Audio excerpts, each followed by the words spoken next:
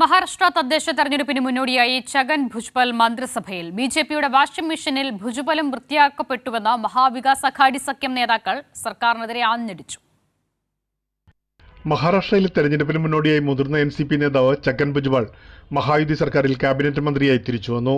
രാജ്ഭവനിൽ നടന്ന ചടങ്ങിൽ ഗവർണർ സി.പി. രാധാകൃഷ്ണൻ സത്യവാചകം ചൊല്ലിക്കൊടുത്തു.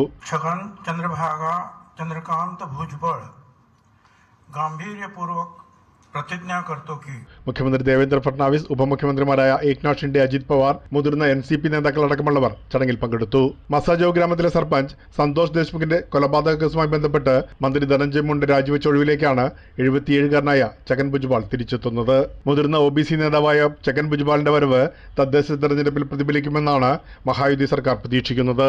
ഇക്കഴിഞ്ഞ ഡിസംബറിൽ മന്ത്രിസഭ വികസിപ്പിച്ചപ്പോൾ ഛഗൻ ഭുജ്ബലിനെ ഉൾപ്പെടുത്തിയിരുന്നില്ല. ഇത് എൻസിപിയിൽ ഒരു വിഭാഗം നേതാക്കൾക്കിടയിൽ വ്യാപക അതിർത്തിക്ക് കാരണമായിരുന്നു. മന്ത്രിസഭയിൽ ഉൾപ്പെടുത്താത്തതിൽ പരസ്യമായി പ്രതികരിച്ച് ഛഗൻ ഭുജ്ബലും രംഗത്തെത്തിയിരുന്നു. നിങ്ങളുടെ കയ്യിലെ കളിപ്പാട്ടമല്ല താനെന്നായിരുന്നു അജിത് പവാറിന് ഉന്നം വെച്ച് ഛഗൻ ഭുജ്ബൽ എന്ന് പ്രതികരിച്ചത്.